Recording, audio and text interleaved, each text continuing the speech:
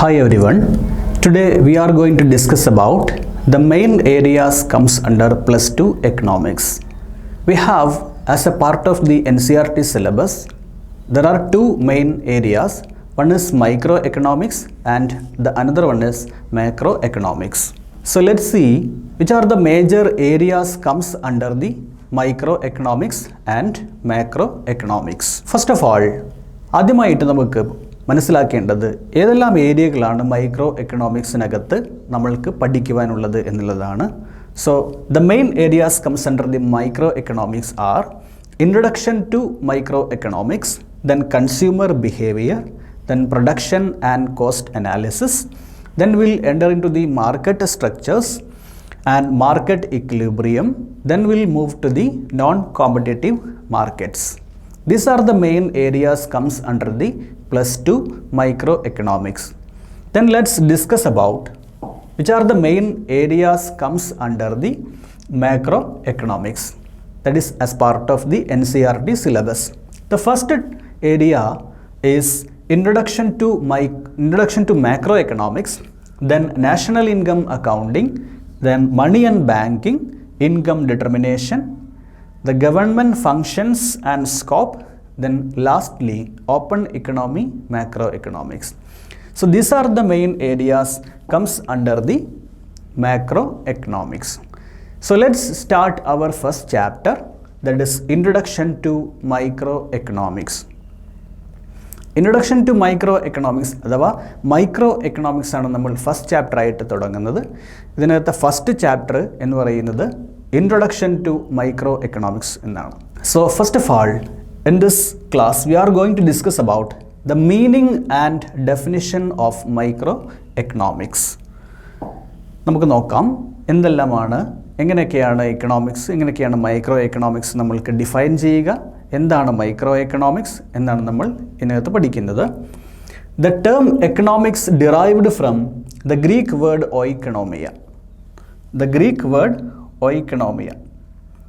The term economics derived from the Greek word ഓയിക്കണോമിയ. ഓയിക്കണോമിയ എന്ന Greek വേർഡിൽ നിന്നാണ് economics എന്ന് പറയുന്ന ടേം ഡിറൈവ് ചെയ്തിരിക്കുന്നത്. ഓയിക്കണോമിയുടെ അർത്ഥം ഹൗസ് ഹോൾഡ് മാനേജ്മെൻറ്റ് എന്നാണ്. ഹൗസ് ഹോൾഡ് മാനേജ്മെൻറ്റ് എന്നർത്ഥം വരുന്ന ഓയിക്കണോമിയ എന്ന ഗ്രീക്ക് വേർഡിൽ നിന്നാണ് എക്കണോമിക്സ് എന്ന ടേം ഡിറൈവ് ചെയ്തു വന്നിരിക്കുന്നത്. Okay, what was the early name of the economics? The early name of economics was political economy. പഴയ കാലത്ത് എക്കണോമിക്സ് അറിയപ്പെട്ടിരുന്നത് പൊളിറ്റിക്കൽ ഇക്കണോമി എന്ന പേരിൽ ആയിരുന്നു. നോക്കാം നമുക്ക്. The term economics was first used by the famous economist Alfred Marshall. Economics എന്ന ഒരു ടെർമിനോളജി, ഒരു ടേം ഫസ്റ്റായിട്ട് യൂസ് ചെയ്യുന്നത് ആൽഫ്രഡ് മാർഷൽ എന്ന ലോകത്തെ തന്നെ പേരുകേട്ട പ്രസിദ്ധനായ എക്കണോമിസ്റ്റായ ആൽഫ്രഡ് മാർഷൽ ആയിരുന്നു. Then in 1776, one of the famous economists, his name was Adam Smith. He published an important book named Wealth of Nations. With this publication, the economics became an independent discipline. With the publication of Adam Smith's famous publication, that is Wealth of Nation. 1776 Adam Smith എന്ന് പറയുന്ന ലോകത്തിൻ്റെ സാമ്പത്തിക ശാസ്ത്രത്തിൻ്റെ പിതാവ്, father of economics എന്നറിയപ്പെടുന്ന Adam Smith publish ചെയ്ത wealth of nation എന്ന പബ്ലിക്കേഷനോട് കൂടെയാണ് എക്കണോമിക്സ് ഒരു സ്വതന്ത്ര ശാസ്ത്രശാഖയായി മാറിയത്. Economics became an independent discipline with the introduction of wealth of nations. Now The Wealth of Nation was published by Adam Smith in 1776. നമ്മൾ പറഞ്ഞു, therefore he called as father of economics. അങ്ങനെയാണ് Adam സ്മിത്തിനെ father of economics എന്ന് വിളിക്കുന്നത്. So economics എന്ന് പറയുന്ന കൺസെപ്റ്റിനെ അല്ലെങ്കിൽ സബ്ജക്റ്റിനെ ഒരു independent ഡിസിപ്ലിനാക്കി മാറ്റിയത് ആഡം സ്മിത്താണ്. അദ്ദേഹത്തിൻ്റെ 1776 പബ്ലിക്കേഷനോടുകൂടെയാണ് ഇങ്ങനെയൊരു സെപ്പറേറ്റ് ഡിസിപ്ലിനായി മാറിയത്. So therefore he called as father of economics. അതുകൊണ്ട് അദ്ദേഹത്തെ ഫാദർ ഓഫ് എക്കണോമിക്സ് എന്നാണ് വിളിക്കുന്നത്. See, what is the full form of wealth of nation? എക്സാമിന് സ്ഥിരമായിട്ട് ചോദിക്കുന്ന ഒരു ചോദ്യമാണ് full form of wealth of nations എന്നുള്ളത്. അപ്പോൾ വെൽത്ത് ഓഫ് നാഷൻ്റെ ഫുൾ ഫോം ഇങ്ങനെയാണ്: an enquiry into the nature and causes of wealth of nations. An enquiry into the nature and causes of wealth of nations. An enquiry into the nature and causes of wealth of nations. ഇതാണ് wealth of നാഷൻ്റെ full form എന്ന് പറയുന്നത്. അപ്പോൾ ഇത് കൃത്യമായി പഠിക്കുക. ഇത് എക്സാമിന് നിരന്തരമായിട്ട് ചോദിക്കുന്നൊരു ചോദ്യമാണ്. Now, let's move to the definition of economics. നമ്മൾക്ക് പ്രധാനമായിട്ടും 4 ഡെഫിനിഷനുകളാണ് എക്കണോമിക്സിനകത്ത് പഠിക്കുവാനുള്ളത്. ധാരാളം ഡെഫിനിഷനുകളുണ്ട്, പക്ഷേ നമുക്ക് കൃത്യമായിട്ടും പഠിക്കേണ്ട 4 ഡെഫിനിഷനുകൾ എന്ന് പറയുന്നത്: The first one, wealth definition. Wealth definition introduced in the year 1776 by the famous economist Adam Smith. Adam Smith introduced wealth definition. Let's see what is wealth definition. Economics is the study of nature of wealth, its generation and spending. Economics എന്ന് പറയുന്നത് it is a study of nature of wealth. വെൽത്തിൻ്റെ സ്വഭാവം എങ്ങനെയാണ്, സമ്പത്തിൻ്റെ സ്വഭാവം എങ്ങനെയാണ് എന്നതിനെക്കുറിച്ച് പഠിക്കുന്ന ഒരു ശാസ്ത്രശാഖയാണ്, അല്ലെങ്കിൽ ഒരു പഠന ഏരിയയാണെന്ന് എക്കണോമിക്സ് എന്ന് പറയുന്നത്. It's generation and spending. എങ്ങനെ പണം നമുക്ക് സമ്പാദിക്കാം, എങ്ങനെ അത് സ്പെൻഡ് ചെയ്യാം, അതുപോലെ എന്താണ് സമ്പത്തിൻ്റെ സ്വഭാവം, വെൽത്തിൻ്റെ നാച്ചർ എന്താണ്, how to generate the wealth, how to spend the wealth. All these matters are discussing under the economics said by Adam Smith in 1776. Therefore, this definition is famously known as wealth definition. ഈ ഒരു definition നമുക്ക് വളരെ famous ആയിട്ട് അറിയപ്പെടുന്നു, wealth definition. ഇപ്പോൾ wealth definition ആരാണ് introduce ചെയ്തത്? Adam Smith, വർഷം 1776. Now, the welfare definition. The welfare definition was introduced by Alfred Marshall in 1890. 1890-കളായപ്പോഴേക്കും ആൽഫ്രഡ് മാർഷൽ അദ്ദേഹത്തിൻ്റെ ഒരു ഫേമസ് ഡെഫിനിഷൻ പബ്ലിഷ് ചെയ്തു. That is welfare definition. Let's see what is welfare definition. Economics is a study of mankind in the ordinary business of life. മനുഷ്യൻ അവൻ്റെ സാധാരണ ജീവിതത്തെക്കുറിച്ച് നടക്കുന്ന എല്ലാ കാര്യങ്ങളെക്കുറിച്ചുള്ള പഠനമാണ് എക്കണോമിക്സ് എന്നാണ് ആൽഫ്രഡ് മാർഷൽ പറഞ്ഞിരിക്കുന്നത്. It is most closely connected with the attainment and the use of the material requisites of wellbeing. മനുഷ്യൻ്റെ വെൽബീയിങ്ങിന് ആവശ്യമായിട്ടുള്ള മെറ്റീരിയൽ റിക്വസിറ്റ്സിനെ എങ്ങനെ അറ്റൈൻ ചെയ്യുന്നു, അതിനെ എങ്ങനെ യൂസ് ചെയ്യുന്നു.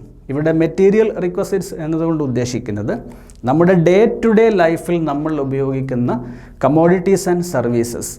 ഇതാണല്ലോ മെറ്റീരിയൽ വെൽബീയിങ് എന്ന് പറയുന്നത്.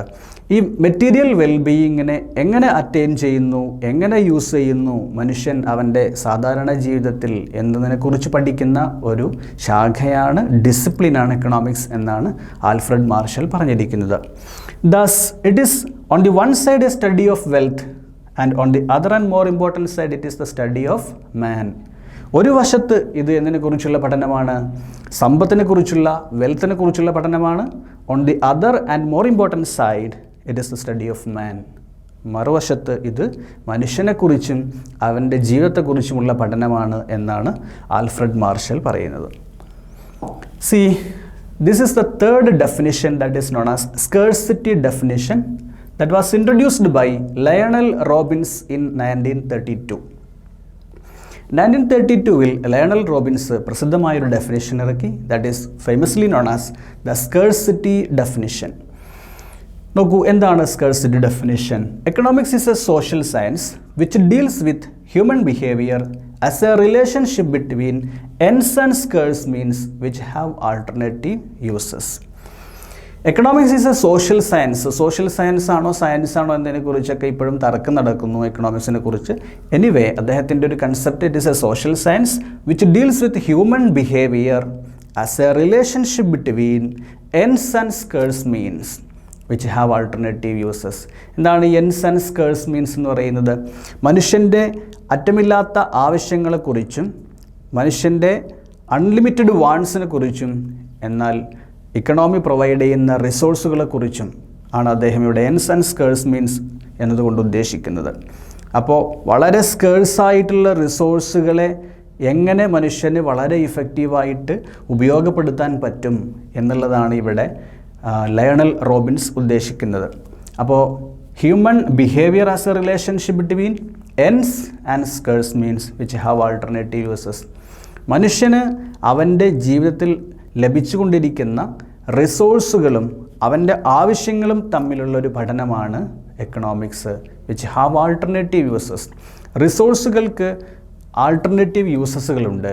റിസോഴ്സുകൾക്ക് സിംഗിൾ യൂസസ് അല്ല, മറിച്ച് റിസോഴ്സുകൾ ആൾട്ടർനേറ്റീവ് യൂസസ് ആണ്. അതുകൊണ്ട് റിസോഴ്സുകളിൽ ചോയ്സ് ഉണ്ടാവുന്നു. അപ്പോൾ അതുകൊണ്ട് മനുഷ്യൻ്റെ ആവശ്യങ്ങളും റിസോഴ്സുകളും തമ്മിലുള്ള പഠനമാണ് എക്കണോമിക്സ് എന്നാണ് ലയണൽ റോബിൻസ് 1932 പറഞ്ഞിരിക്കുന്നത്. Scarcity definition. And the fourth definition is growth definition by Paul A Samuelson. അദ്ദേഹം അത് ഇൻട്രൊഡ്യൂസ് ചെയ്തിരിക്കുന്നത് 1948 നോക്കാം നമുക്ക് എന്താണ് ഗ്രോത്ത് ഡെഫിനിഷൻ എന്നുള്ളത്. Growth definition famously known as the modern definition. Modern definition എന്ന പേരിലും ഗ്രോത്ത് ഡെഫിനിഷൻ അറിയപ്പെടുന്നു. നോക്കാം. Economics is a study of when and how society choose with or without the use of money to employ scarce productive uses which could have alternative uses to produce various commodities over time and distribute them for consumption now and in future for various people and groups of society. അല്ലേ?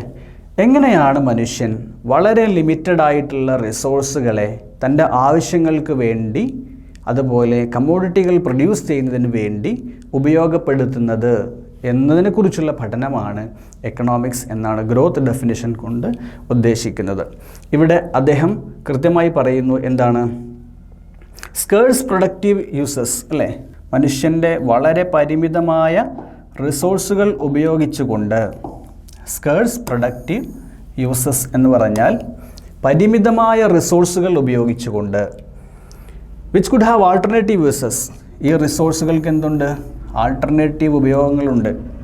അതിനെ എന്തിനു വേണ്ടി ഉപയോഗിക്കുന്നു? To produce various commodities over time. അപ്പോൾ വളരെ ഒരുപാട് ആവശ്യങ്ങളുള്ള alternative യൂസസുകളുള്ള കമ്മോഡിറ്റീസ് ഉപയോഗിച്ചുകൊണ്ട് various commodities over a time produce ചെയ്യാൻ വേണ്ടി ഉപയോഗിക്കുന്നു. അല്ലേ? എന്തിനാണത്? And to distribute them for consumption now and in the future among various people and groups of society.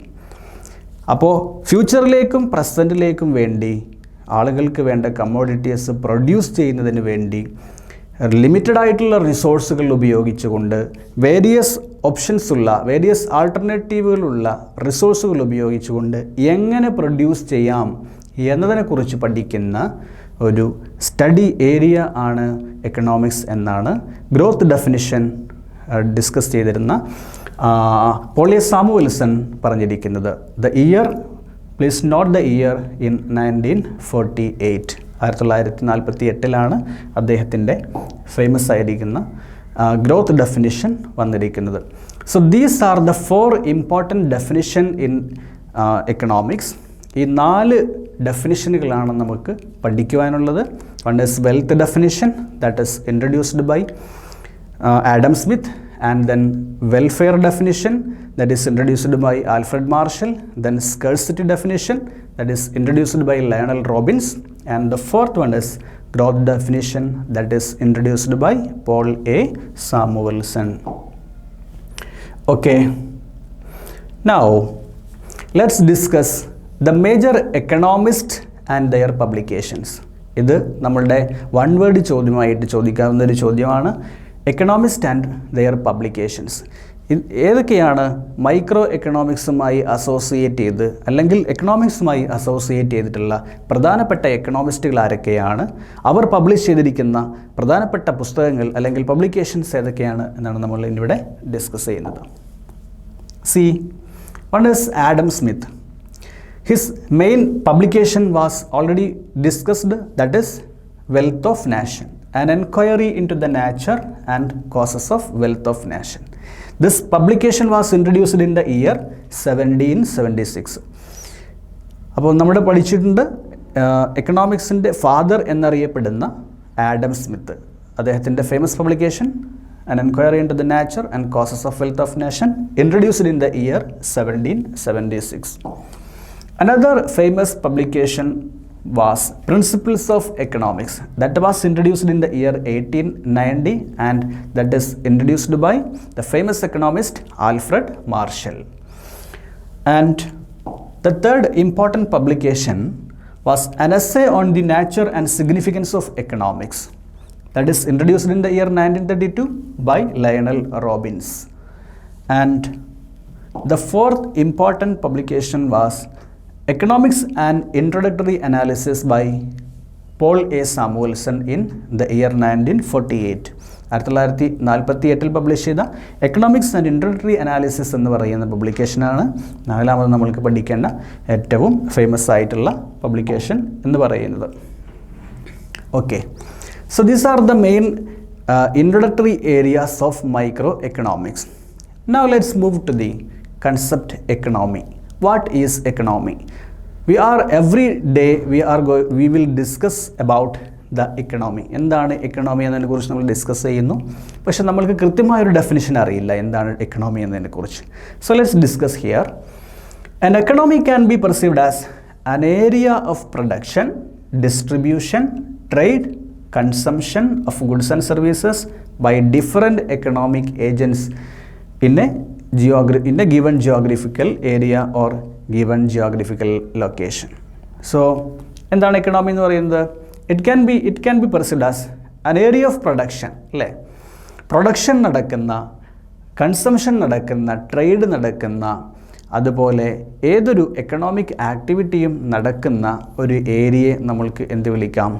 Economy എന്ന് വിളിക്കാം.